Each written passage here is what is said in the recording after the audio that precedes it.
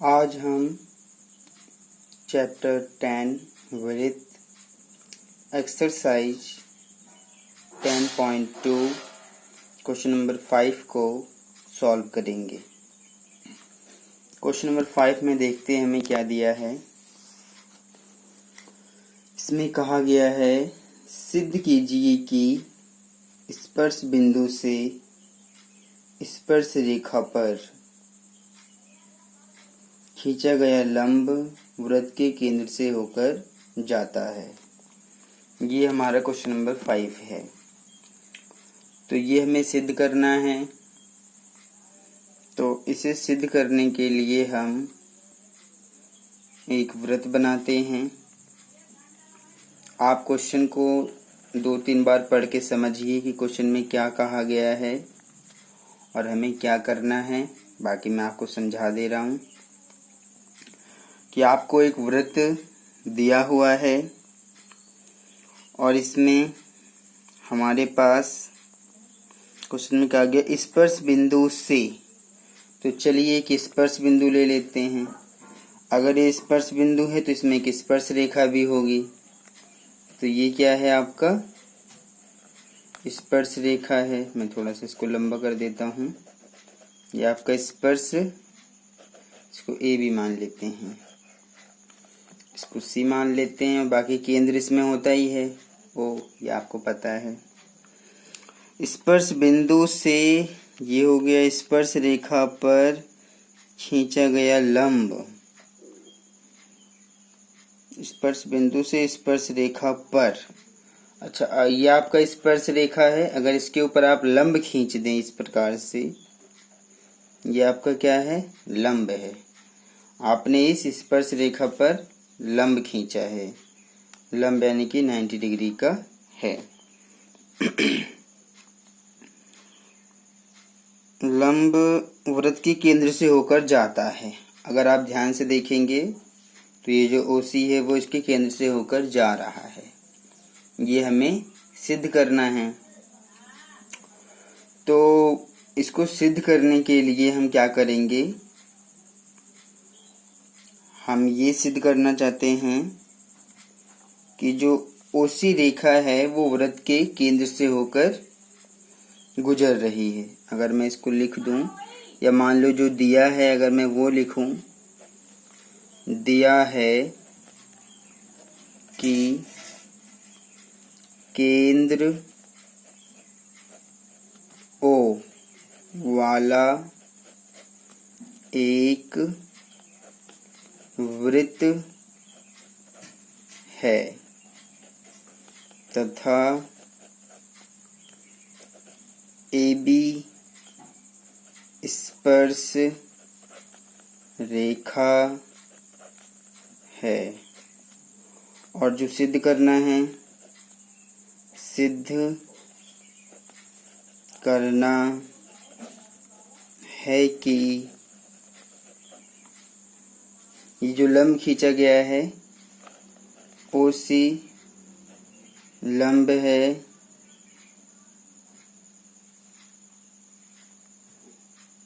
हमें जो सिद्ध करना है कि जो ओसी है वो वृत्त के केंद्र से होकर गुजर रहा है। ओसी, इसको काट देते हैं, ओसी वृत्त के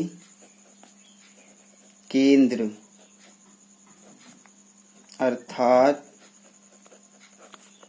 ओ से होकर गुजर रहा है।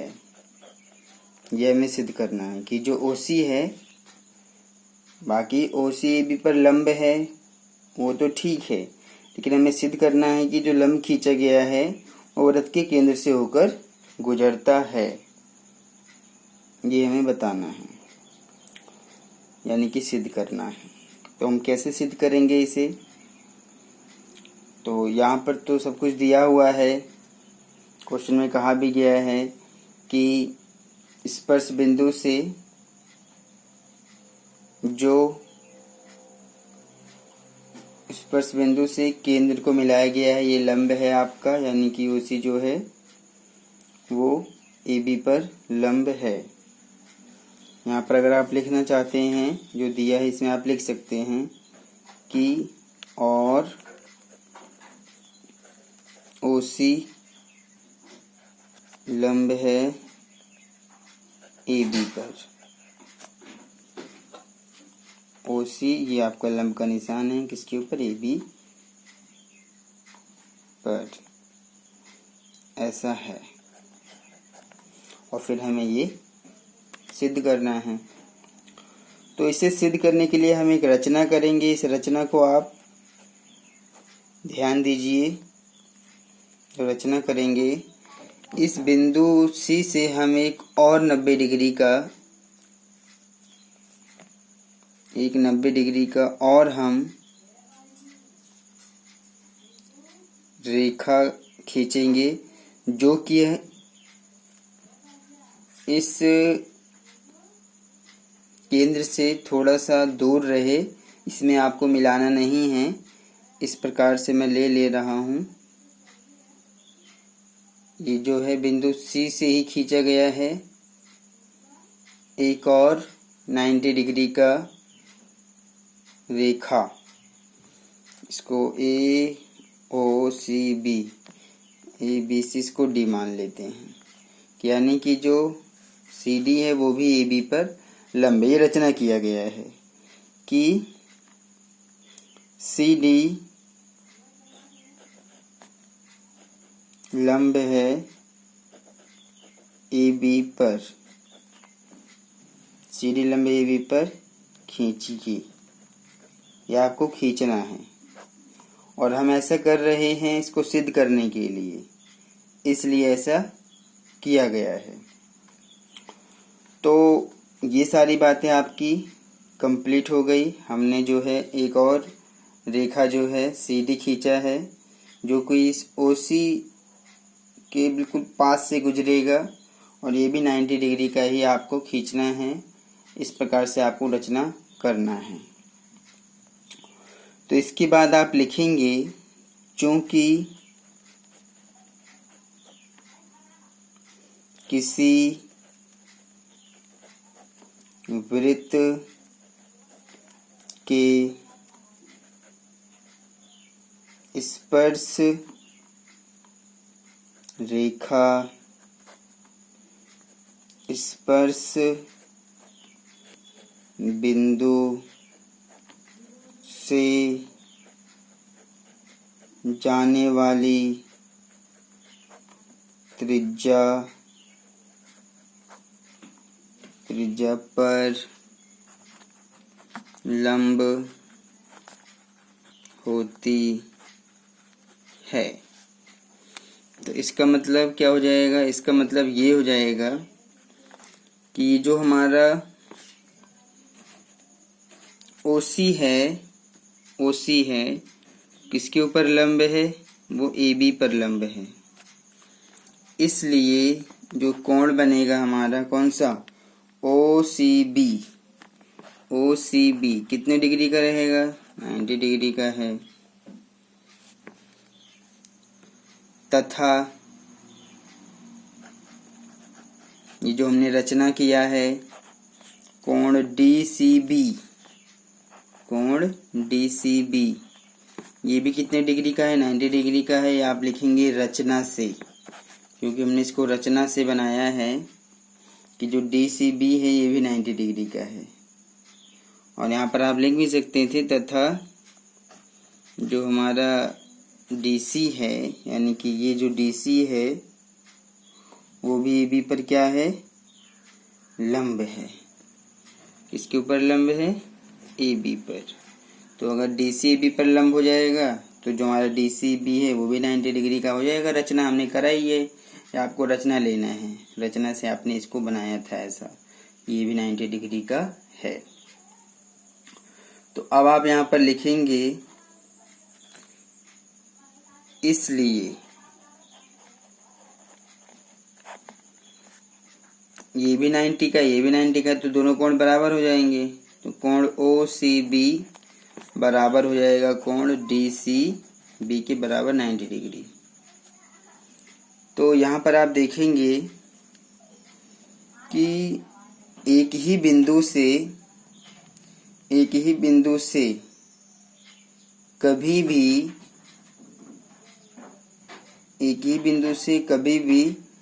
दो 90 डिग्री की रेखाएं नहीं खींची जा सकती हैं। एक ही बिंदु से दो समकोण रेखाएं नहीं खींची जा सकती हैं। तो इसका मतलब ये है कि हमने जो माना है, ये जो रचना करी है CD 90 डिग्री, ये गलत है। और जो CO रेखा है वो वृत्त के केंद्र से होकर गुजर रही है, आप इसको ऐसा कह सकते हैं। इस प्रकार से हमारा ये सिद्ध करना था। तो यहाँ पर आप लिखेंगे, चूंकि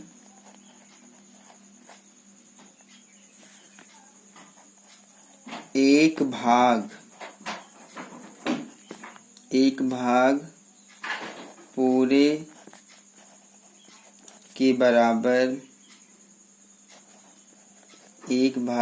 के बराबर नहीं हो सकता है।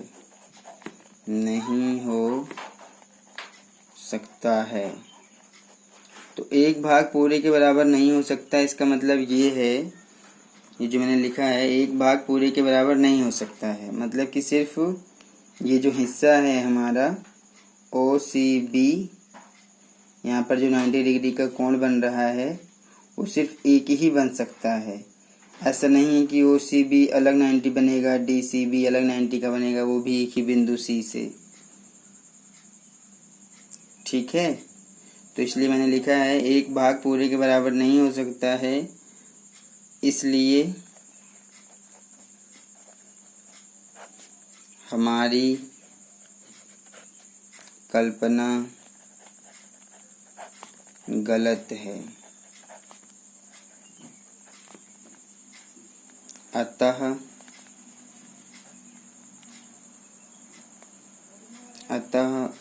OC रेखा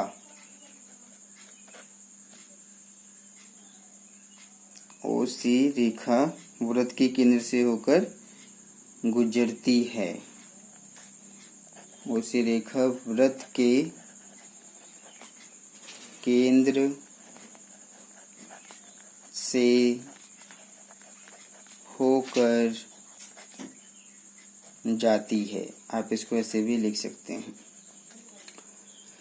तो यही आपको करना था इस क्वेश्चन नंबर 5 को सिद्ध करने के लिए। थ्योरी चीज़ें हैं, थ्योरी में ही आपको समझना है, थ्योरी को ही लिखना है। अगर आप इस फिगर को समझ पाएँ, थ्योरी को समझ पाएँ, तो ये आपका क्वेश्चन कंप्लीट हो जाएगा। मैंने आपको समझाने का प्रयास किया है कि इसमें हमें क्या दिया है, और जो हमने रचना करी है वो इसलिए किया है ताकि हम ये दिखा सके कि जो रेखा है 90 डिग्री का, वो एक ही रेखा है जो कि केंद्र से होकर गुजर सकती है, और वो किसी और जगह से नहीं गुजर सकती।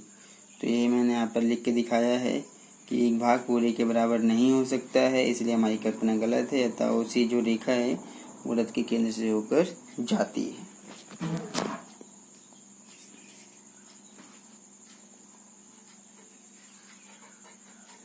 तो इस प्रकार से ये हमारा क्वेश्चन कंप्लीट हो गया। अब हम आते हैं क्वेश्चन नंबर 6 के ऊपर। बाकी जो रेखा है उसी वो लंब है, ये भी आप ध्यान रखिएगा। उसी जो रेखा है, वैसे तो मैंने लंब दिखा दिया है कि यहाँ पर मैंने लिखा है कि OCB पर लंब है, तो रेखा तो है OC, लेकिन ये लंबवत रेखा है। तो यहाँ पर आप OC की जगह लंबवत रेखा भी लिख सकते हैं। जहाँ पर भी OC लिखा है वहाँ पर आप लंबवत रेखा कहकर इसको बता सकते हैं। अब हम आते हैं क्वेश्चन नंबर 6 के ऊपर, देखते हैं क्या कहा गया है। एक बिंदु A से जो एक वृत्त के केंद्र से 5 सेंटीमीटर दूरी पर है, वृत्त पर स्पर्श रेखा की लंबाई 4 सेंटीमीटर है, वृत्त की त्रिज्या ज्ञात कीजिए। ये हमारा क्वेश्चन नंबर 6 है। तो आप इसको 2 या 3 बार पढ़िए, अच्छे से समझिए। मैं इसको आपको समझा रहा हूँ इसमें हमें क्या दिया है और क्या करना है। क्वेश्चन में कहा गया है कि एक बिंदु ए से एक वृत्त के केंद्र से, तो पहले तो आप एक वृत्त बना लीजिए। ये इस प्रकार से आप एक छोटा सा वृत्त बना सकते हैं। ये आपका वृत्त बन गया है और इसका जो केंद्र है इसको आप O मान लीजिए। तो एक बिंदु से कह रहा है जो वृत्त के केंद्र से 5 सेंटीमीटर दूरी पर है। तो वृत्त के केंद्र से 5 सेंटीमीटर दूरी पर अगर हम जाएं, मान लीजिए यहाँ से हम 5 सेंटीमीटर यहाँ पर आ गए, तो ये तो है वो बिंदु जिसकी वो बात कर रहा है, बिंदु ए।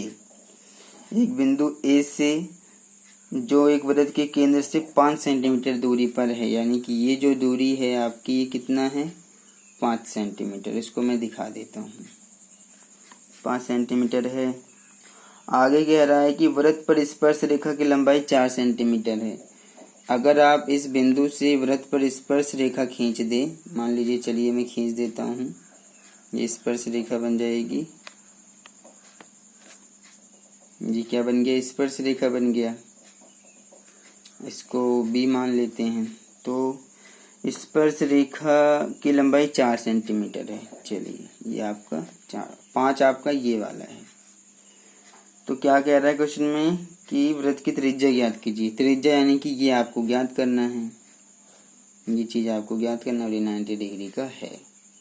तो यहाँ पर हम लिख के बता देंगे कि ये 90 डिग्री का है, और हम पाइथागोरस प्रमेय का प्रयोग करके, क्योंकि अगर ये 90 डिग्री का है तो त्रिभुज बन गया ये एक, और पाइथागोरस प्रमेय से आराम से इसकी त्रिज्या निकल जाएगी।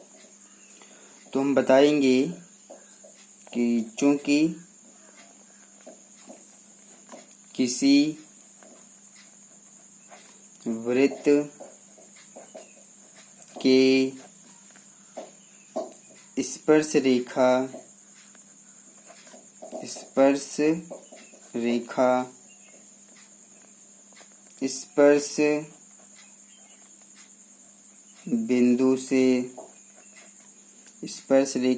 बिंदु से जाने वाली त्रिज्या पर लंब होती है। अब इसमें ऐसा है, तो इसका मतलब क्या हो जाएगा, अर्थात कि जो OB है, ये वाला OB जो है लंब हो जाएगा किसके ऊपर, AB के ऊपर लंब है। अब अगर OB AB के ऊपर लंब है तो इसका मतलब क्या हुआ, इसलिए जो कोण है हमारा कौन सा, ये OBA 90 डिग्री का है। OBA कितना है, ये 90 डिग्री है, ये भी 90 डिग्री है। तो आपका जो त्रिभुज है OBA, ये एक समकोण त्रिभुज है। अतः त्रिभुज OBA एक समकोण त्रिभुज है। अब अगर ये त्रिभुज समकोण है तो आप यहाँ पर पाइथागोरस प्रमेय का प्रयोग कीजिए। पाइथागोरस प्रमेय द्वारा, क्या है प्रमेय, कर्ण का स्क्वायर बराबर आधार का स्क्वायर प्लस लंब का स्क्वायर। तो कर्ण जो होता है वो 90 डिग्री के सामने वाली भुजा कर्ण होती है। तो कर्ण यहाँ पर AO का स्क्वायर, आधार यहाँ पर आप त्रिज्या BO को ले लीजिए, लंब यहाँ पर आप AO को ले लीजिए, लंब यहाँ पर आप AB को ले लीजिए। तो AO कितना है आप देखेंगे, तो 5 सेंटीमीटर है, तो 5 का स्क्वायर। BO आपको निकालना है जो कि त्रिज्या है, तो इसको आप BO ही रहने दीजिए, BO का स्क्वायर और ए बी कितना है, अगर आप ए बी को देखेंगे तो ये 4 सेंटीमीटर है। 5 का स्क्वायर 25 होता है। बी ओ का स्क्वायर आप निकालना चाहते हैं, इसको काट दीजिए, ये आपका बी ओ का स्क्वायर लिखा है, प्लस ये आपका 4 का स्क्वायर है। 4 का स्क्वायर करेंगे तो ये 16 आ जाएगा। 25 16 माइनस में आएगा और यहाँ पर बचेगा बी ओ का स्क्वायर। 25 में 16 घटाएंगे 9 आएगा और ये बी ओ का स्क्वायर हटाने के लिए वर्गमूल लेंगे तो 9 का गुणनखंड करेंगे 3 गुणा 3, तो आपका जो बी ओ है वो निकल जाएगा। स्क्वायर हट जाता है जब वर्गमूल लेते हैं, तो 3 का जोड़ा बन गया, 3 बाहर, 3 सेंटीमीटर आपका निकल गया बी ओ। तो आप लिखेंगे अतः त्रिज्या की लंबाई, इसमें कहा गया था त्रिज्या ज्ञात करना था, त्रिज्या की लंबाई आप लिखेंगे कितना है, ये 3 सेंटीमीटर, यानी कि आपकी जो त्रिज्या है वो 3 सेंटीमीटर है। तो इस प्रकार से हमारा क्वेश्चन नंबर 6 भी कंप्लीट सॉल्व हो गया। बहुत ही इजी क्वेश्चन था ये, आप इसको आसानी से कर सकते हैं, समझ लीजिएगा। पाइथागोरस प्रमेय का प्रयोग किया गया है। क्वेश्चन बहुत ही इजी है ये। अब हम आते हैं क्वेश्चन नंबर 7 के ऊपर। तो क्वेश्चन नंबर 7 में हमें दिया है कि 2 सकेंद्रीय वृत्तों की त्रिज्याएं 5 सेंटीमीटर तथा 3 सेंटीमीटर है। बड़े वृत्त की उस जीवा की लंबाई ज्ञात कीजिए जो छोटे वृत्त को स्पर्श करती है। तो यह आपका क्वेश्चन है, आप इसको पढ़िए 2-3 बार, समझिए कि क्वेश्चन में क्या दिया है, क्या कहा गया है और क्या करना है। बाकी मैं आपको इसको समझाता हूँ।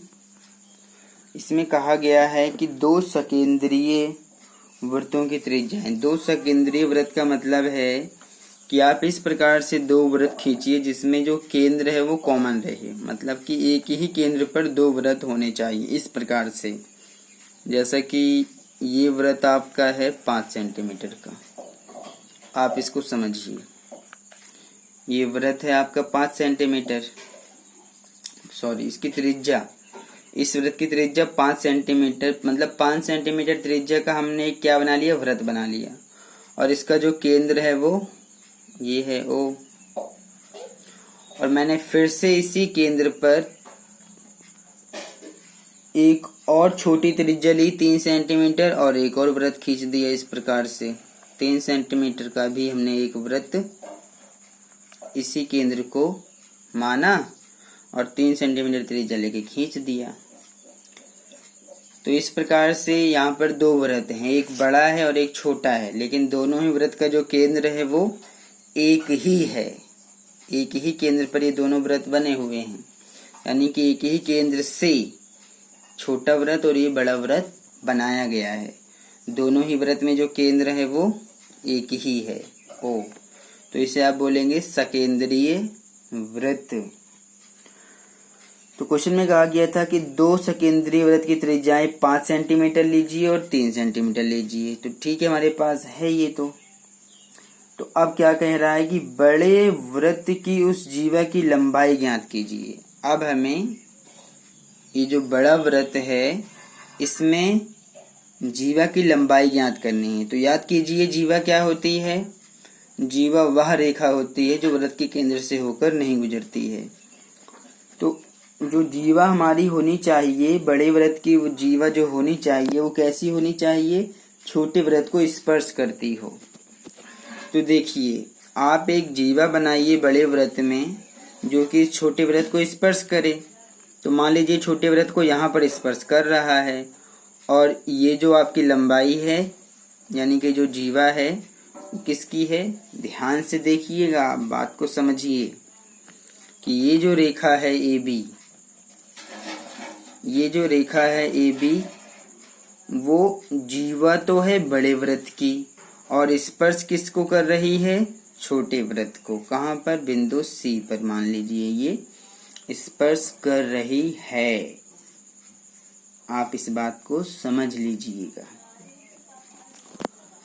तो छोटे वृत्त को स्पर्श करती है तो जीवा की लंबाई ज्ञात करना है। तो यानी कि हम इस ए बी की लंबाई को ज्ञात करेंगे। इस चीज के ऊपर भी आप फोकस कीजिए। तो चलिए हम ऐसा करने के लिए समझते हैं कि हमें क्या क्या करना है और क्या हमें दिया हुआ है। तो देखिए, हमें जो लंबाई ज्ञात करना है वो हमें करना है इस जीवा की लंबाई AB को हम ज्ञात करना चाहते हैं। तो आप देखिए ध्यान से कि एक प्रमेय है जो 9th क्लास में आप पढ़ चुके हैं कि वृत्त के केंद्र से अगर ये एक जीवा है, अगर AB एक जीवा है, तो अगर हम इसको मिला दें तो ये जो जीवा है ये 2 भागों में बंट जाएगा। अगर हम C को O से मिला देते हैं तो ये जो जीवा है यानी कि जो AB की लंबाई है ये 2 बराबर भागों में AC और BC में बंट जाएगा। और याद कीजिए, ये आपका प्रमेय 9th क्लास में आपने पढ़ा था। क्या था वो प्रमेय? वो इस प्रकार से था कि वृत्त के केंद्र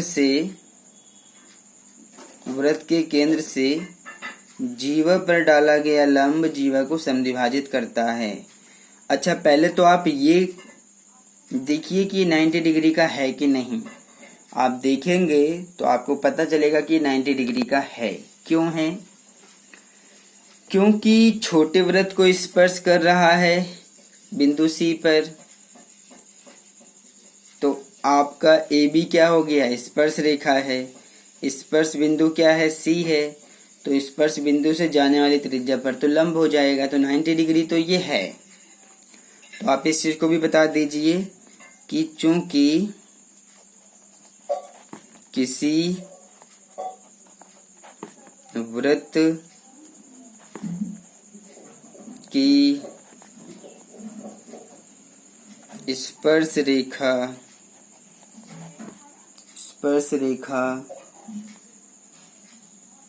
स्पर्श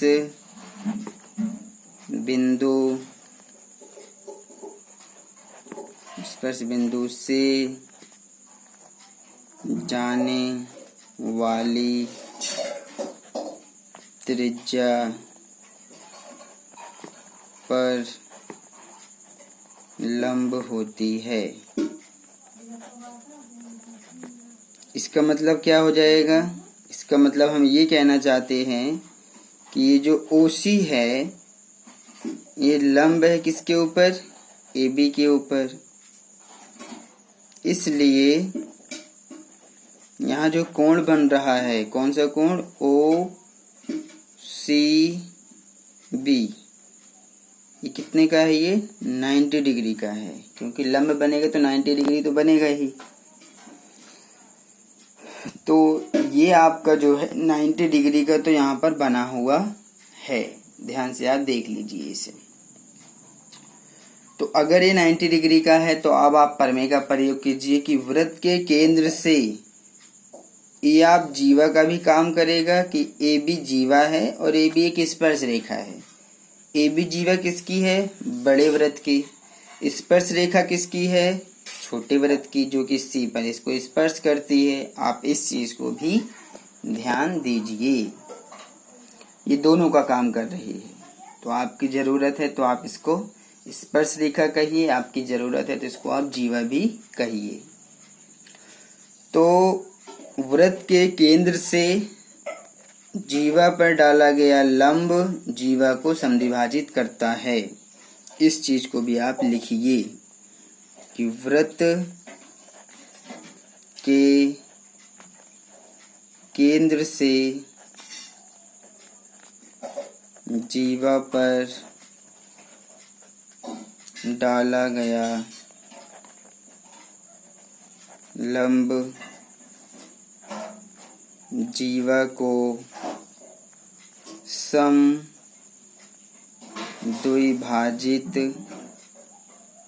समद्विभाजित करता है। तो अगर वृत्त के केंद्र से जीवा पर डाला गया लंब जीवा को समद्विभाजित करता है तो इसलिए आप कह सकते हैं कि जो AC की लंबाई है वो BC के बराबर है। इसलिए AC बराबर किसके है? CB आप लिख दीजिए, कोई बात नहीं। AC और CB तो आपस में दोनों बराबर हैं। ये वाला इसके बराबर है। तो बात आपके समझ में आ गई होगी। अब आप एक काम करिए, 90 डिग्री ये है तो 90 डिग्री ये भी रहेगा, ऐसी कोई दिक्कत नहीं है, आप इस चीज़ को भी समझ लीजिए। अब आप इस ए ओ को मिला के, ए ओ क्या है आप देखेंगे, बड़े वृत्त की ये त्रिज्या, बड़े वृत्त की ये त्रिज्या है। ए ओ को जब हमने मिलाया है तो ये अपने काम के लिए मिलाया है, ताकि हम क्वेश्चन को आसानी से सॉल्व कर पाएं। तो ए ओ क्या है, बड़े वृत्त की तो ये त्रिज्या है, तो बड़े वृत्त की त्रिज्या कितनी थी 5 सेंटीमीटर। ओ सी क्या है, छोटे वृत्त की त्रिज्या है, तो छोटे वृत्त की त्रिज्या कितनी है 3 सेंटीमीटर। तो अगर आपके पास ए ओ की लंबाई 5 है, ओ सी की लंबाई 3 है, तो ए ओ सी त्रिभुज 90 डिग्री का समकोण त्रिभुज है। पाइथागोरस प्रमेय से ए सी की लंबाई ज्ञात कर लीजिए और उसके बाद आपका क्वेश्चन ये सॉल्व हो जाएगा। तो आप यहाँ पर लिखेंगे कि त्रिभुज ए ओ सी एक समकोण त्रिभुज है, समकोण त्रिभुज है। तो अगर ये समकोण त्रिभुज है तो आप पाइथागोरस प्रमेय लगा दीजिए। पाइथागोरस प्रमेय द्वारा क्या है पाइथागोरस प्रमेय, कर्ण का स्क्वायर, कर्ण 90 डिग्री के सामने वाली भुजा होती है, कर्ण यानी कि 90 डिग्री के सामने वाला ये ए ओ, कर्ण का स्क्वायर यानी कि ए ओ का स्क्वायर बराबर आधार यानी कि ए सी का स्क्वायर, इसको आपने आधार ले लिया, इसको लंब ले लिया, लंब यानी कि सी ओ का स्क्वायर। तो ए ओ का स्क्वायर कितना है, ए ओ देखिए कितना है 5 सेंटीमीटर, तो यहाँ पर आप 5 का स्क्वायर करिए। ए सी कितना है, ए सी आपको निकालना है, चलिए इसको निकालेंगे। सी ओ कितना है 3 सेंटीमीटर है, ठीक है। तो 5 का स्क्वायर कितना हो जाएगा 25 बराबर, ये ए सी का स्क्वायर है तो यहाँ पर आप ए सी का स्क्वायर लिखिए, और ये 3 का स्क्वायर है तो 3 का स्क्वायर 9 हो जाएगा। तो 25, 9 इधर माइनस में आएगा और ये आपका ए सी स्क्वायर निकल जाएगा, 25 में से 9 घटाएंगे 16, और ये ए सी का स्क्वायर हटाने के लिए वर्गमूल लेंगे, 16 का वर्गमूल 4 निकलेगा, या आप 4 इसका गुणनखंड कर लीजिए 16 का, और उसके बाद आप इसको जोड़ा निकाल दीजिए, तो ए सी आपका निकल जाएगा कितना 4 सेंटीमीटर। तो यहाँ से यहाँ तक 4 सेंटीमीटर है, तो अगर ए सी और बी सी बराबर हैं तो ये भी तो 4 सेंटीमीटर होगा। अगर ए सी और बी सी बराबर हैं तो 4 ये होगा तो 4 ये भी होगा। तो आप ए बी की जीवा की लंबाई निकाल सकते हैं कि अतः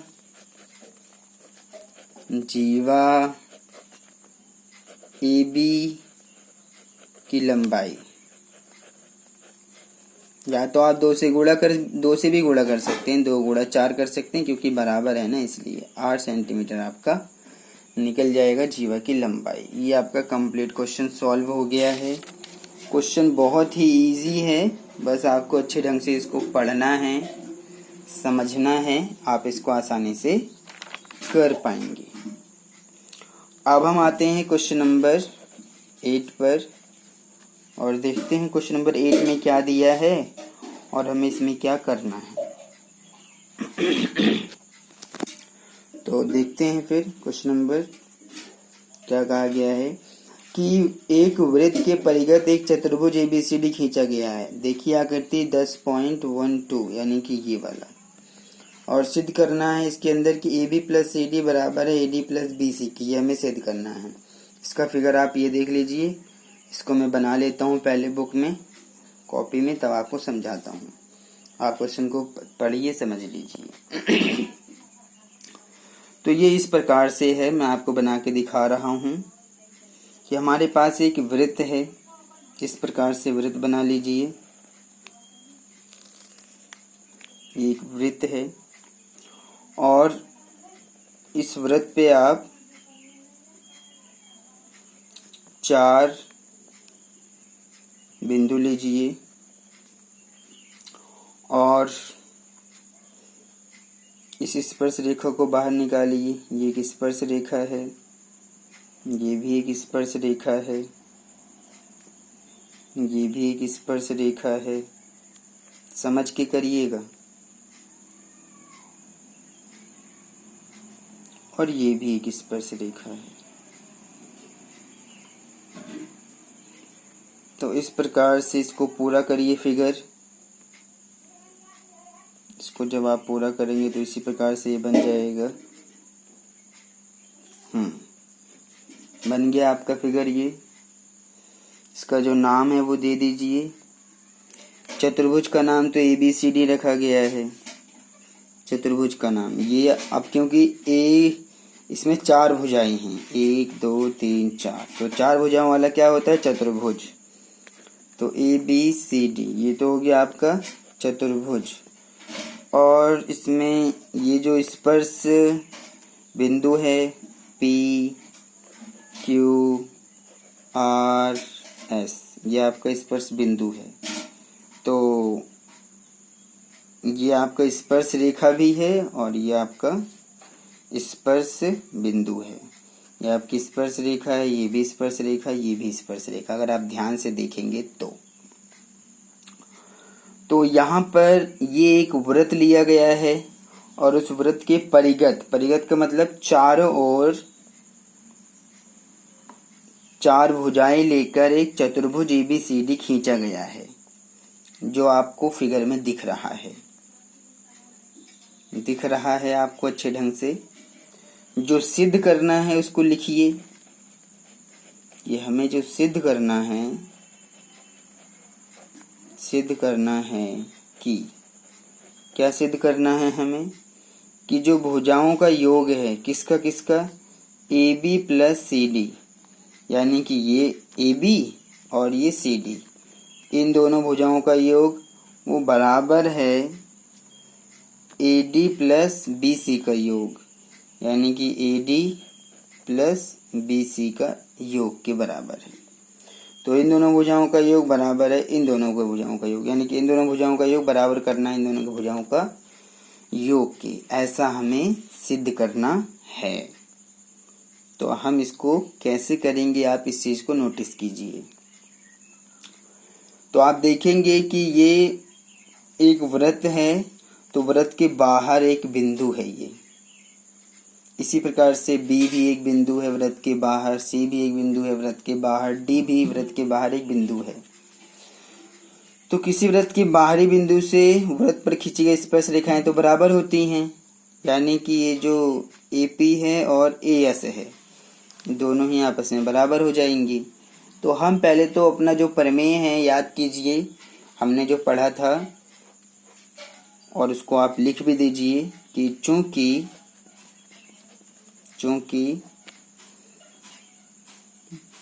किसी वृत्त के बाहरी बिंदु से खींची गई स्पर्श रेखाओं की लंबाइयां बराबर होती हैं। तो प्रमेय को याद कीजिए आप। मैं आपको पूरा प्रमेय लिख के दिखाता हूं। चूंकि वाह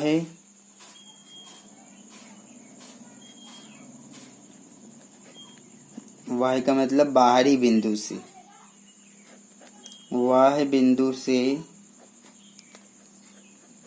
वाह यानी कि बाहरी बिंदु से, आप लिख सकते हैं बाहरी बिंदु से किसी वृत्त पर खींची गई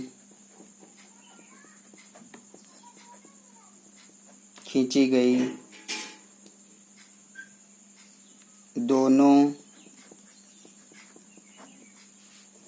स्पर्श रेखाओं की लंबाइयां बराबर होती हैं। दोनों स्पर्श रेखाओं की लंबाइयां बराबर होती है। ऐसा है, बिल्कुल ऐसा है। तो अतः आप यहाँ पर देख सकते हैं, जो आप देख सकते हैं उन सबको बराबर कर दीजिए। ये बाहरी बिंदु है तो ये स्पर्श रेखा और ये स्पर्श रेखा बराबर होगी।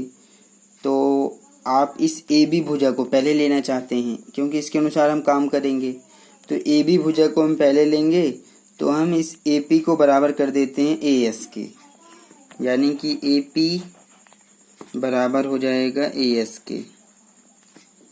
ए पी एस के बराबर हो गया और हमें यही भुजा लेना है। उसके बाद ये ले लिया। अब ये वाला बचा पी बी। पी बी किसके बराबर होगा? पी बी, अगर ये स्पर्श बाहरी बिंदु है तो ये दोनों स्पर्श रेखाएं हो जाएंगी, तो ये इसके बराबर आ जाएगा, यानी कि पी बी बराबर किसके हो जाएगा? बी क्यू के। तो देखिए ये भुजा तो मैंने ले लिया, अब हम ये वाला लेंगे क्योंकि ए पी और पी बी से ये भुजा बन गई ए बी भुजा ले लिया। अब सी डी लेना है, तो अब हम सी डी भुजा कैसे लेंगे? तो आपका बाहरी बिंदु डी है तो डी आर बराबर हो जाएगा डी एस के। तो डी आर बराबर किसके हो जाएगा? डी एस के। तो ये दोनों बराबर हो गया। अच्छा, हमें डी सी लेना था तो अभी तो हमने बस डी आर लिया है, अभी हम ये भी लेंगे आर सी। तो बाहरी बिंदु सी है तो आर सी इसके बराबर होगा, स्पर्श रेखाओं की लंबाई बराबर हैं अगर, तो जो हमारा आर सी है वो बराबर हो जाएगा किसके? सी क्यू के। ये बन गया। अब आप एक काम करिए, इन सभी को जोड़ दीजिए, इन सभी को जोड़ दीजिए। तो उपरोक्त का मतलब ये जो ऊपर लिखा है इसको जोड़ने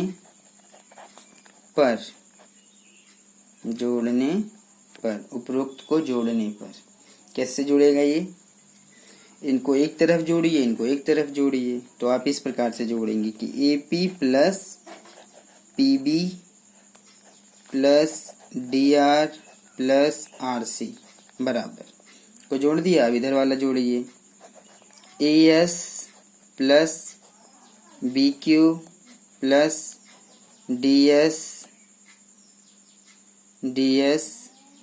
प्लस सी क्यू जोड़ रहे हैं। देखिए ए पी और पी बी को जोड़िए। तो अगर ए पी और पी बी जोड़ेंगे तो क्या बन जाएगा? ए पी और पी बी जुड़कर ए बी बन जाएगा। ध्यान दीजिए। डी आर और आर सी को जोड़िए, डी आर और आर सी मिलकर क्या बन जाएगा? डी सी बन जाएगा। ये दोनों मिलकर क्या बन जाएगा? आप डी आर और आर सी को जोड़िए, डी सी बना। ए पी और पी बी को जोड़िए, ए बी बना। तो ऐसे इधर भी आप करिए।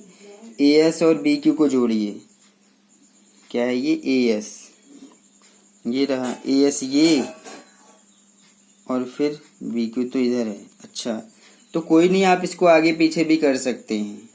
अगर आप इस ए एस को, चलिए मैं लिख के दिखा देता हूँ। ए एस को मैं नज़दीक में लिख दूंगा। ए एस में हमें क्या जोड़ना है? ये जोड़ना है। तो डी एस को आप, क्योंकि ये सभी प्लस में हैं तो इसके साथ में इसको लिखा जा सकता है। इसी प्रकार से आप बी क्यू और सी क्यू को भी साथ में लिख सकते हैं। इससे लिखने से कोई फर्क नहीं पड़ेगा, क्योंकि हमें जो सिद्ध करना है उसको लाने के लिए हमें ये सब कुछ करना है। तो अब आप ए एस और डी एस को जोड़िए। तो ए एस और डी एस जुड़ेगा जब तो क्या बनेगा? ए डी बन जाएगा ये। और फिर जब बी क्यू और सी क्यू जुड़ेगा तो बी क्यू और सी क्यू जुड़ेगा तो क्या बन जाएगा? बी सी बन जाएगा। तो यही आपको सिद्ध करना था। ध्यान से देखिए कि A B plus A B. अच्छा, डी सी को आप अगर लिखना चाहें तो सी डी भी लिख सकते हैं, इससे कोई फर्क नहीं पड़ता है।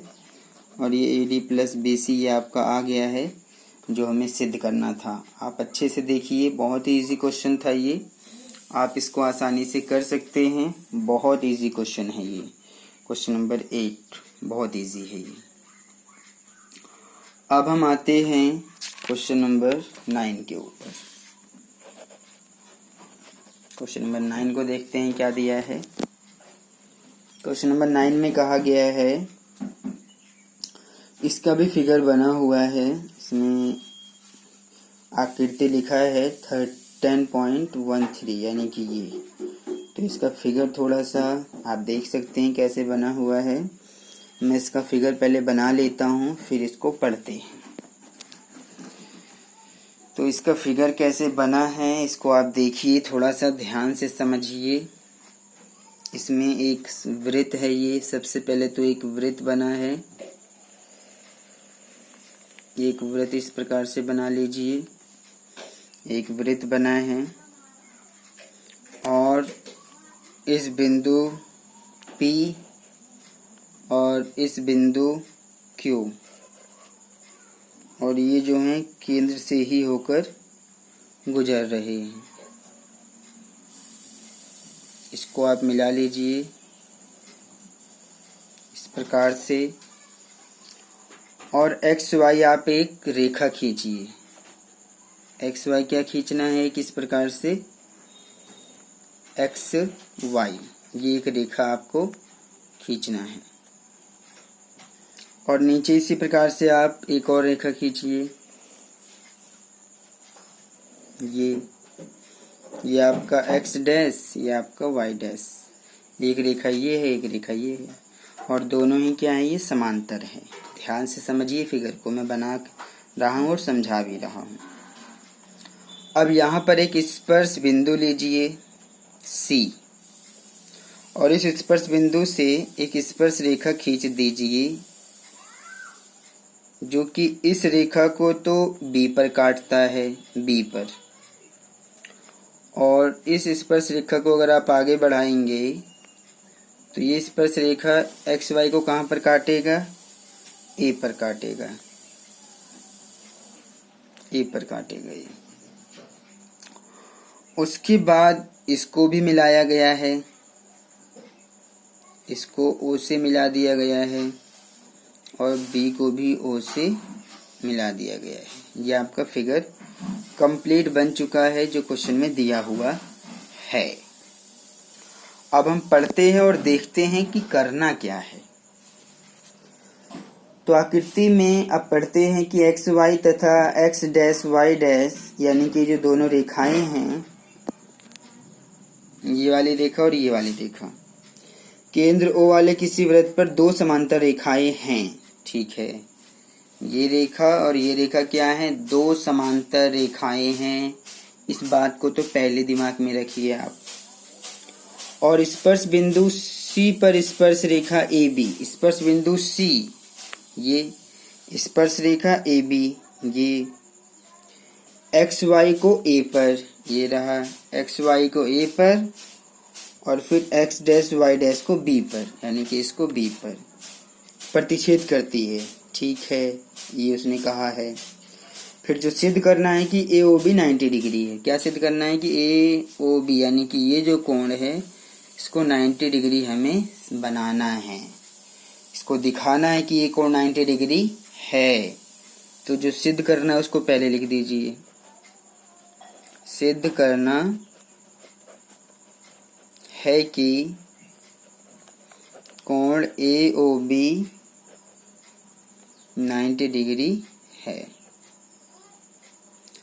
अब इसको 90 डिग्री सिद्ध करने के लिए हमें क्या करना है, इसके ऊपर फोकस कीजिए कि हम ऐसा क्या करें कि हम इसको आसानी से कर पाएं। तो आप एक रचना करिए। रचना में क्या, OC को जोड़िए, यानी कि मैंने जो है इस OC को जोड़ दिया, इस प्रकार से इसको जोड़ दिया OC को। तो अब इसको जोड़ने के बाद मैं जो प्रोसीजर आपको बताऊंगा इसके ऊपर आप पूरा फोकस कीजिए। जो प्रोसीजर है, इस कोण को 90 डिग्री बनाने का जो प्रोसीजर है वो मैं आपको बताऊंगा। इसको आप समझिए कि आप इसको किस प्रकार से करेंगे। तो सबसे पहले तो ये जो दोनों कोण हैं, ये वाला कोण और ये वाला कोण, दो कोण दिख रहे हैं आपको। इस कोण को और इस कोण का जो योग है वो 90 डिग्री आपको दिखाना ही पड़ेगा, क्योंकि हमारे पास एक त्रिभुज है। देखिए AOB, ये एक त्रिभुज है। इस त्रिभुज में अगर ये कोण और ये कोण दोनों का योग 90 डिग्री हो जाएगा तो अपने आप ये ऑटोमेटिक 90 डिग्री सिद्ध हो जाएगा, क्योंकि त्रिभुज के तीनों कोणों का योग 180 डिग्री होता है। अगर इन दोनों कोणों का योग 90 है तो जो बचा वो अकेला ही 90 रहेगा। तो अब हम इस कोण को दोनों का योग 90 डिग्री करने के लिए हम क्या करेंगे, इसके ऊपर आप ध्यान से समझिए और करिए कि मैं ऐसा कैसे कर रहा हूँ। तो सबसे पहले तो मैं दो त्रिभुज लूंगा। कौन सा त्रिभुज? ये दोनों त्रिभुज। इन दोनों त्रिभुजों को मैं सर्वांगसम करने जा रहा हूँ, आप जल्दी से इसको समझ लीजिए। तो मैंने लिया त्रिभुज, इन दोनों को लेना है। तो पहले मैंने त्रिभुज लिया AOP, त्रिभुज AOP, और त्रिभुज ये वाला AOP हो गया तो AOC लिख दीजिए। AOC में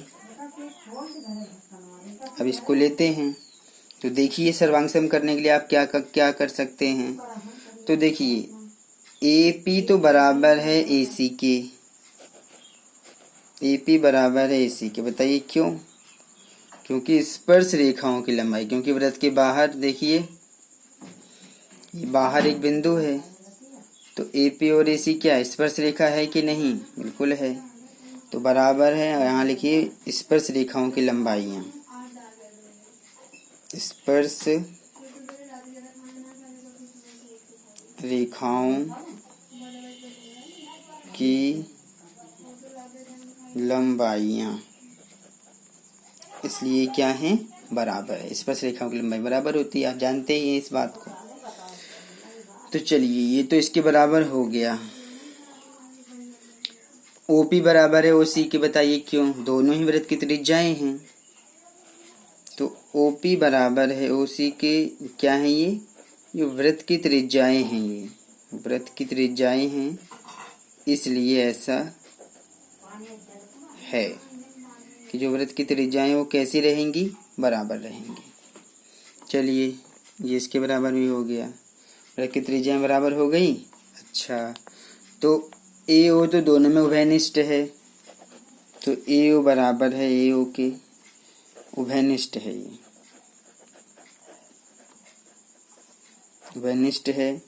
तो इसका मतलब दोनों त्रिभुज साइड से आपको सर्वांगसम करना आना चाहिए त्रिभुजों को, तभी आप इस क्वेश्चन को कर पाएंगे, क्योंकि यहाँ पर हम सर्वांगसम करके ही इस क्वेश्चन को कंप्लीट सॉल्व करेंगे। तो इसलिए जो हमारा त्रिभुज है कौन सा? AOP सर्वांगसम है त्रिभुज AOC के, और नियम बताएंगे साइड सर्वांग समता नियम से ऐसा हुआ है।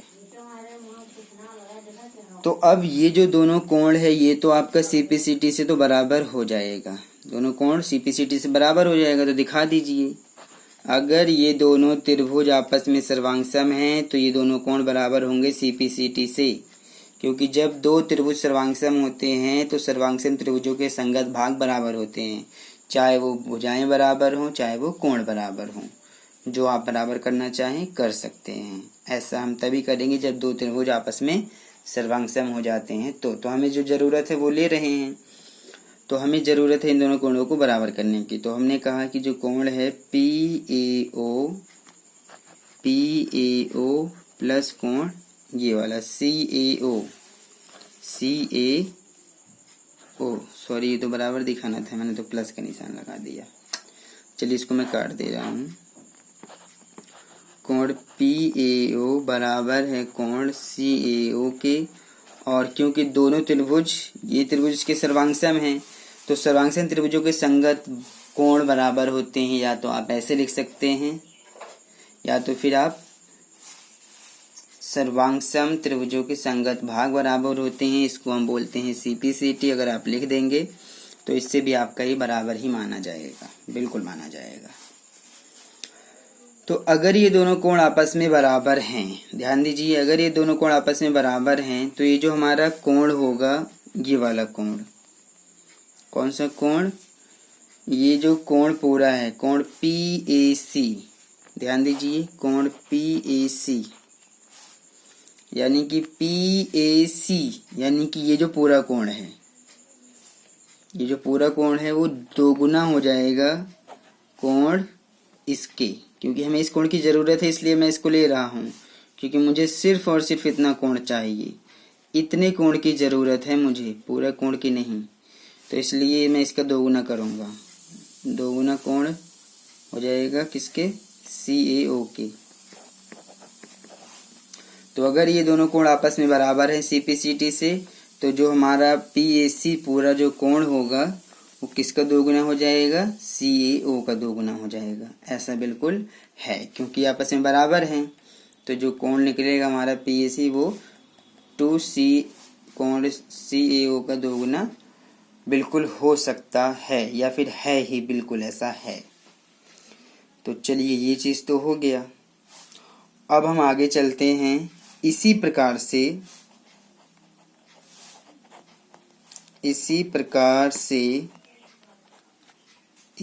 से आप ये दोनों त्रिभुज सर्वांग करके इस कोण को इस पूरे के दोगुने के बराबर कर सकते हैं। तो जो काम आपने इन दोनों त्रिभुजों में किया वही आप इन दोनों त्रिभुजों में कर दीजिए।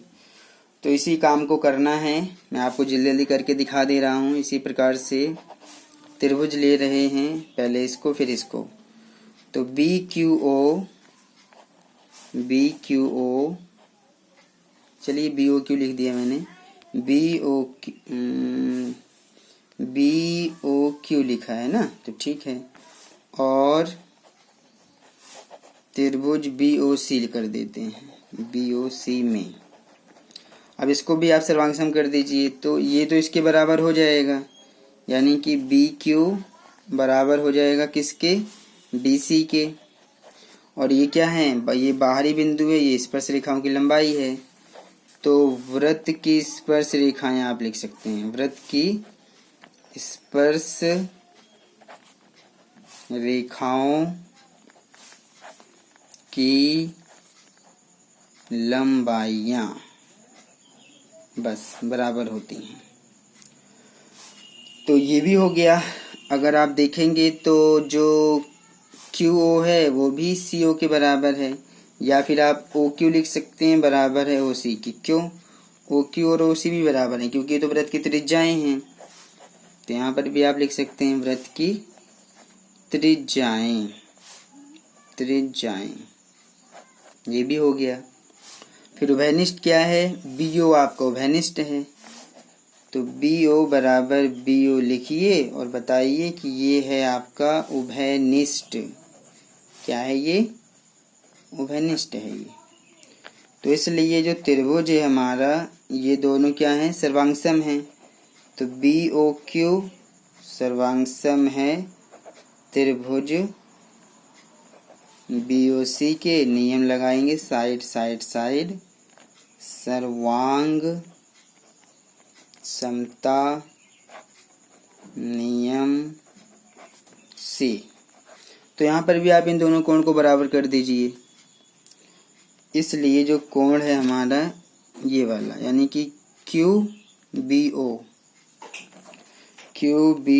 बराबर है कोण इसके, यानी कि CBO। इसको क्या लिखेंगे, CPCT, क्योंकि जब दो त्रिभुज सर्वांगसम है तो उनके कोण भी बराबर रहते हैं। तो फिर आप दिखा दीजिए कि जो ये पूरा कोण है वो इसका दोगुना है, यानी कि इसलिए आप लिखेंगे कि जो कोण है हमारा QBO, यानी कि ये पूरा कोण ये वाला QBC वो दोगुना हो जाएगा किसका, इस वाले कोण का, क्योंकि हमें इस कोण की ज़रूरत है, पूरा कोण नहीं चाहिए, सिर्फ हमें इस कोण की ज़रूरत है। तो ये पूरा कोण रहेगा CBO, ऐसा हो गया। तो ये कोण इसका दोगुना है, ये कोण इसका दोगुना है। इस चीज़ को आप प्रयोग करके आगे एक काम करने जा रहे हैं, इसको ध्यान दीजिए। अब आप तो देखिए, ये रेखा और ये रेखा समांतर रेखाएं हैं, ठीक है, क्वेश्चन में दिया है। ए बी को मानिए तिर्यक रेखा। तो तिर्यक रेखा के एक ही ओर बने अंतःकोणों का योग कितना होता है? 180 डिग्री होता है। तो ये पूरा कोण और ये पूरा कोण दोनों का योग 180 डिग्री आप कर दीजिए। तो आप लिखिए, चूंकि तिर्यक रेखा के एक ही ओर बने अंतःकोणों का योग 180 डिग्री होता है। अगर ऐसा है तो ये समांतर रेखाएं हैं, ए बी तिर्यक रेखा है, ये पूरा कोण और ये पूरा कोण का योग होगा 180 डिग्री। तो ये पूरा कोण रहेगा हमारा PAC, इसलिए कोण PAC प्लस कोण ये वाला हो गया PAC, और ये पूरा कोण यानी कि QBC ये भी आ जाएगा बराबर 180 डिग्री। तो इस पूरे कोण की जगह पर आप क्या लिखेंगे? इस पूरे कोण की जगह पर ये लिखिए आप 2CAO, 2 कोण CAO प्लस, और फिर इस पूरे कोण की जगह पर, इसकी जगह पर आप इसको लिखिए कोण 2CBO, 2 कोण CBO बराबर 180 डिग्री। तो 2 यहाँ पर आप कॉमन ले लीजिए, 2 कॉमन हो जाएगा तो ब्रैकेट में बचेगा कोण CAO प्लस कोण CBO बराबर 180 डिग्री। मैंने इन दोनों में 2 कॉमन लिया है, तो जो 2 कॉमन है वो गुणा में है, यहाँ पर बटे में चला जाएगा। तो कोण CAO प्लस कोण CBO बराबर 180 डिग्री। 2 गुणा में बटे में गया, काट तो 90 आ गया।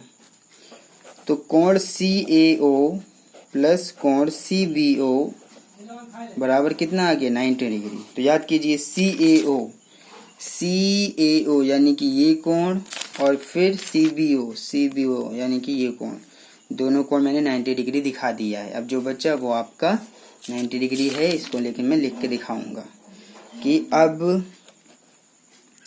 त्रिभुज, कौन सा त्रिभुज लेना है? AOB में, त्रिभुज AOB में आप लिखिए कि हम जानते हैं कि किसी त्रिभुज के तीनों कोणों का योग 180 डिग्री होता है। तो अगर ऐसा है तो आप इन तीनों कोणों को ही जोड़ दीजिए। अब तो पहले मैं ये कोण लूँगा, फिर ये लूँगा, फिर ये लूँगा। तो पहले इसको ले रहे हैं, तो इस कोण को मैं क्या लिखूँगा? इसको मैं लिखूँगा कोण, इसको मैं क्या लिखूँगा? इसको यही लिख देते हैं कि इसको हम लिखेंगे CAO, यही कोण रहेगा, कोण CAO प्लस कोण। फिर मैं इस कोण को लिखूंगा यानी कि CBO प्लस कोण। अब ये वाला कोण यानी कि AOB बराबर तीनों कोणों का योग 180, और इन दोनों कोणों का योग कितना है? ध्यान दीजिए, दोनों कोणों का योग 90 डिग्री है। इन दोनों कोण की जगह हम क्या लिखेंगे? 90 डिग्री प्लस कोण AOB बराबर 180 डिग्री। तो कोण AOB कितना निकलेगा? ध्यान दीजिए, 90 इधर माइनस में जाएगा और घटा देंगे तो 90 डिग्री आपका कोण AOB आपका निकल चुका है। यही आपको सिद्ध करना था। क्वेश्चन कंप्लीट सॉल्व हो गया है, यही आपको सिद्ध करना था। तो आप प्रोसीजर को समझ लीजिए कि किस तरह से हमने 2 त्रिभुजों को आपस में सर्वांशम किया, कोणों को 2 गुना दिखाया और 2 कोणों का योग 90 डिग्री दिखाया, और तब जाके ये काम हो पाया है। ध्यान से समझिए, करिए, तो आप आसानी से कर पाएंगे। बहुत अच्छे से समझने की ज़रूरत है इस क्वेश्चन को। ये जो मैंने CAO लिखा है, इसमें यही कोण आ रहा है, तो इसको आप BAO भी लिख कर सकते थे। अब क्योंकि हमारे पास जो 90 डिग्री आया है वो इन दोनों कोणों का ही आया है, तो इसलिए या तो आप CAO लिखेंगे तब भी यही कोण आएगा, BAO लिखेंगे तब भी यही कोण आएगा। इसी प्रकार से इधर भी CBO लिखेंगे तब भी यही कोण आएगा, ABO लिखेंगे तब भी यही कोण आएगा। वो तो बस समझने वाली बात है। अगर आप समझ पाएंगे तो यही आपका क्वेश्चन है कंप्लीट, जो इस प्रकार से आप इसको हल कर सकते हैं। आपका कंप्लीट क्वेश्चन सॉल्व हो गया है, सिद्ध हो चुका है जो हमें करना था। अब हम बाकी के क्वेश्चन अगले वीडियो में करेंगे। तब तक के लिए धन्यवाद।